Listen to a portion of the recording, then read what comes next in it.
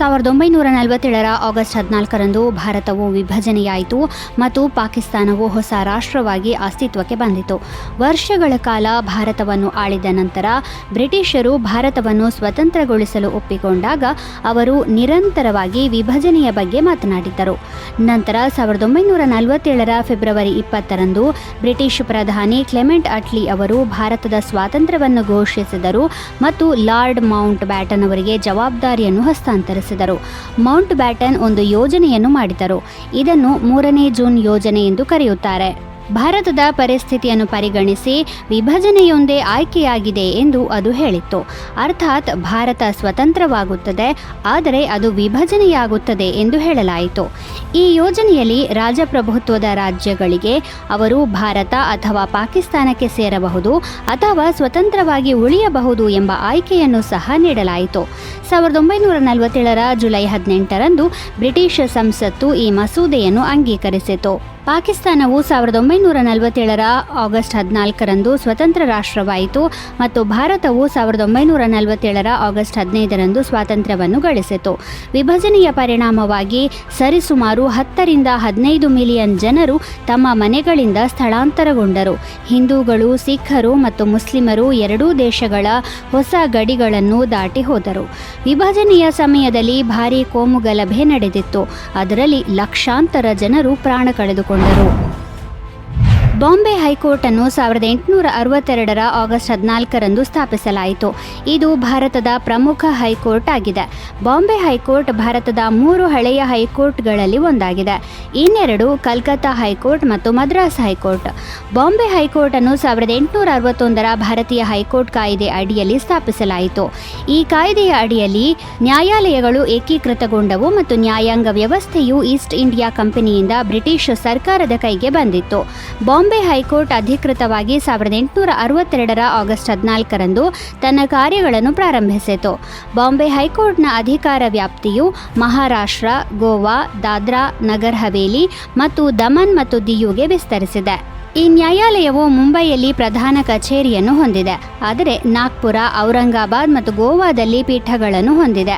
ಹೈಕೋರ್ಟ್ನ ಪ್ರಸ್ತುತ ಕಟ್ಟಡದ ನಿರ್ಮಾಣವು 1871ರಲ್ಲಿ ಪ್ರಾರಂಭವಾಯಿತು ಮತ್ತು 1878ರಲ್ಲಿ ಪೂರ್ಣಗೊಂಡಿತು. 562 ಅಡಿ ಉದ್ದ ಮತ್ತು 187 ಅಡಿ ಅಗಲದ ಈ ಕಟ್ಟಡವನ್ನು ಆಂಗ್ಲೋ ಗೋಥಿಕ್ ಶೈಲಿಯಲ್ಲಿ ನಿರ್ಮಿಸಲು 16,44,528 ರೂಪಾಯಿ ಖರ್ಚಾಗಿತ್ತು. ಇದರ ಪ್ರಮುಖ ಆಕರ್ಷಣೆ ಅದರ ಬೃಹತ್ ಮತ್ತು ಭವ್ಯವಾದ ನ್ಯಾಯಾಲಯವಾಗಿದೆ. 1987 ಆಗಸ್ಟ್ 14ರಂದು ಖಾನ್ ಅಬ್ದುಲ್ ಗಫಾರ್ ಖಾನ್ ಅವರಿಗೆ ಭಾರತ ರತ್ನ ನೀಡಲಾಯಿತು. ಅವರು ಭಾರತ ರತ್ನ ಪ್ರಶಸ್ತಿ ಪಡೆದ ಮೊದಲ ಭಾರತೀಯೇತರ ವ್ಯಕ್ತಿ. ಖಾನ್ ಅಬ್ದುಲ್ ಗಫಾರ್ ಖಾನ್ ಅವರು 1890 ಫೆಬ್ರವರಿ 6ರಂದು ಈಗ ಪಾಕಿಸ್ತಾನದಲ್ಲಿರುವ ಪೇಶಾವರದಲ್ಲಿ ಜನಿಸಿದರು. ಅವರು ಭಾರತೀಯ ಸ್ವಾತಂತ್ರ್ಯ ಹೋರಾಟದಲ್ಲಿ ಅಹಿಂಸಾತ್ಮಕ ವಿಧಾನಗಳ ಬೆಂಬಲಿಗರಾಗಿದ್ದರು. ಅವರ ಕೆಲಸ ಮತ್ತು ನಿಷ್ಠೆಗಾಗಿ ಅವರನ್ನು ಗಡಿನಾಡ ಗಾಂಧಿ ಎಂದು ಕರೆಯಲಾಯಿತು. ಅವರು ಖುದಾಯಿ ಖಿದ್ಮತ್ಗರ್ ಎಂಬ ಸಂಘಟನೆಯನ್ನು ಸ್ಥಾಪಿಸಿದರು. ಇದನ್ನು ಪಶ್ತೂನ್ ಸಮುದಾಯದ ಉನ್ನತಿಗೆ ಮತ್ತು ಸ್ವಾತಂತ್ರ್ಯ ಹೋರಾಟಕ್ಕೆ ಕೊಡುಗೆ ನೀಡಲು ರಚಿಸಲಾಗಿತ್ತು. ಖುದಾಯಿ ಖಿದ್ಮತ್ಗರ್ ಅಹಿಂಸಾತ್ಮಕ ಪ್ರತಿರೋಧದ ಮಾರ್ಗವನ್ನು ಅಳವಡಿಸಿಕೊಂಡಿತು ಮತ್ತು ಬ್ರಿಟಿಷ್ ಸಾಮ್ರಾಜ್ಯದ ವಿರುದ್ಧ ಹೋರಾಡಿತು. ಭಾರತಕ್ಕೆ ಸ್ವಾತಂತ್ರ್ಯ ಸಿಗುವ ಮೊದಲು ದೇಶದಲ್ಲಿ ವಿಭಜನೆಯ ಚರ್ಚೆ ನಡೆದಾಗ ಗಫಾರ್ ಖಾನ್ ಪಾಕಿಸ್ತಾನದಿಂದ ಪ್ರತ್ಯೇಕವಾದ ಪಶ್ತೂನ್ ಸಮುದಾಯಕ್ಕೆ ದೇಶವನ್ನು ಕೋರಿದ್ದರು ಎಂದು ಹೇಳಲಾಗುತ್ತದೆ. ಆದರೆ ಅವರ ಬೇಡಿಕೆ ಈಡೇರಿಲ್ಲ. ಅದೇ ಸಮಯದಲ್ಲಿ ವಿಭಜನೆಯ ನಂತರ ಗಫರ್ ಖಾನ್ ಪಾಕಿಸ್ತಾನಕ್ಕೆ ಹೋದರು. ಪಾಕಿಸ್ತಾನಿ ಸರ್ಕಾರವು ಅವರನ್ನು ತನ್ನ ಶತ್ರು ಎಂದು ಪರಿಗಣಿಸಿತು. ಆದ್ದರಿಂದ ಅವರನ್ನು ಹಲವು ವರ್ಷಗಳ ಕಾಲ ಜೈಲಿನಲ್ಲಿ ಇರಿಸಲಾಯಿತು. ಅವರು 1988ರಲ್ಲಿ ಪಾಕಿಸ್ತಾನದಲ್ಲಿ ಗೃಹ ಬಂಧನದಲ್ಲಿ ಕೊನೆಯುಸಿರೆಳೆದರು. ಕುಲದೀಪ್ ನಯ್ಯರ್ ಅವರು 1923 ಆಗಸ್ಟ್ 14ರಂದು ಪಾಕಿಸ್ತಾನದ ಸಿಯಾಲ್ಕೋಟ್ನಲ್ಲಿ ಜನಿಸಿದರು. ಅವರು ಪ್ರಸಿದ್ಧ ಭಾರತೀಯ ಪತ್ರಕರ್ತ, ಬರಹಗಾರ ಮತ್ತು ಮಾನವ ಹಕ್ಕುಗಳ ಕಾರ್ಯಕರ್ತರಾಗಿದ್ದರು.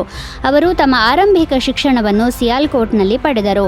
ವಿಭಜನೆಯ ಸಮಯದಲ್ಲಿ ಅವರ ಕುಟುಂಬವು ಭಾರತಕ್ಕೆ ಬಂದಿತು ಮತ್ತು ನಯ್ಯರ್ ಅವರು ದೆಹಲಿಯ ಲಾಹೋರ್ ವಿಶ್ವವಿದ್ಯಾಲಯದಲ್ಲಿ ತಮ್ಮ BA ಪದವಿ ಮಾಡಿದರು.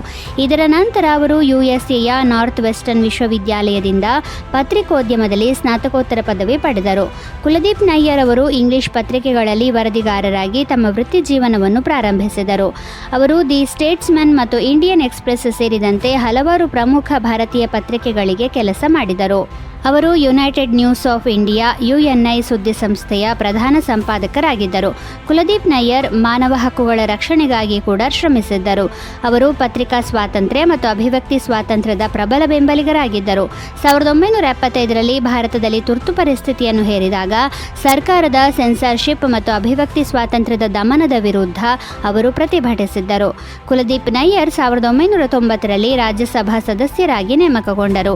ಇದಲ್ಲದೆ 1996ರಲ್ಲಿ ಯುನೈಟೆಡ್ ಕಿಂಗ್ಡಮ್ಗೆ ಭಾರತದ ಹೈಕಮಿಷನರ್ ಆಗಿ ಸೇವೆ ಸಲ್ಲಿಸುವ ಅವಕಾಶವನ್ನು ಪಡೆದರು. ನಯ್ಯರ್ ಅವರು ತಮ್ಮ ಕೆಲಸ ಮತ್ತು ಕೊಡುಗೆಗಳಿಗಾಗಿ ಅನೇಕ ಪ್ರಶಸ್ತಿಗಳು ಮತ್ತು ಗೌರವಗಳನ್ನು ಪಡೆದರು. ಅವರು 2018ರ ಆಗಸ್ಟ್ 23ರಂದು ದೆಹಲಿಯಲ್ಲಿ ಕೊನೆಯುಸಿರೆಳೆದರು. ರಾಕೇಶ್ ರಾಧೆ ಶ್ಯಾಮ್ ಜುಂಜುನ್ವಾಲಾ ಅವರು 2022ರ ಆಗಸ್ಟ್ 14ರಂದು ಕೊನೆಯುಸಿರೆಳೆದರು. ಅವರು ಭಾರತೀಯ ಬಿಲಿಯನೇರ್ ಹೂಡಿಕೆದಾರ, ಷೇರು ವ್ಯಾಪಾರಿ ಮತ್ತು ಚಾರ್ಟರ್ಡ್ ಅಕೌಂಟೆಂಟ್ ಆಗಿದ್ದರು. ಅವರು ತಮ್ಮ ಬುದ್ಧಿವಂತಿಕೆ ಮತ್ತು ಕಾರ್ಯತಂತ್ರದ ಹೂಡಿಕೆಗಳಿಗೆ ಖ್ಯಾತಿಯನ್ನು ಗಳಿಸಿದ್ದರು. ಜುಂಜುನ್ವಾಲಾ ಅನೇಕ ಪ್ರಮುಖ ಭಾರತೀಯ ಕಂಪನಿಗಳಲ್ಲಿ ಹೂಡಿಕೆ ಮಾಡಿದರು ಮತ್ತು ಅವರ ಹೂಡಿಕೆಗಳಿಂದ ಉತ್ತಮ ಲಾಭವನ್ನು ಗಳಿಸಿದರು. 1985ರಲ್ಲಿ ₹5,000 ಬಂಡವಾಳದಿಂದ ಪ್ರಾರಂಭವಾದ ಜುಂಜುನ್ವಾಲಾ ಅವರ ಮೊದಲ ದೊಡ್ಡ ಲಾಭವು 1986ರಲ್ಲಿ ₹5 ಲಕ್ಷ ತಲುಪಿತ್ತು. ನಂತರ 1986ರಿಂದ 1989ರ ಅವಧಿಯಲ್ಲಿ ಸುಮಾರು ₹20ರಿಂದ ₹25 ಲಕ್ಷ ಲಾಭ ಗಳಿಸಿದ್ದರು. 2022ರ ವೇಳೆಗೆ ಅವರ ಹೂಡಿಕೆ ₹11,000 ಕೋಟಿ ಏರಿಕೆಯಾಗಿತ್ತು. 2021ರ ಹೊತ್ತಿಗೆ ಅವರ ದೊಡ್ಡ ಹೂಡಿಕೆಯು ಟೈಟಾನ್ ಕಂಪನಿಯಲ್ಲಿ ₹7,000 ಕೋಟಿ ಹೆಚ್ಚು ಮೌಲ್ಯದ್ದಾಗಿತ್ತು. ಅವರ ಮರಣದ ಸಮಯದಲ್ಲಿ ಅವರು $5.8 ಕೋಟಿ ನಿವ್ವಳ ಮೌಲ್ಯವನ್ನು ಹೊಂದಿದ್ದರು ಮತ್ತು ಅವರು ವಿಶ್ವದ 438ನೇ ಶ್ರೀಮಂತ ವ್ಯಕ್ತಿಯಾಗಿದ್ದರು. ಜುಂಜುನ್ವಾಲಾ ಅವರು 1960ರ ಜುಲೈ 5ರಂದು ರಾಜಸ್ಥಾನಿ ಮಾರ್ವಾಡಿ ಕುಟುಂಬದಲ್ಲಿ ಜನಿಸಿದ್ದರು.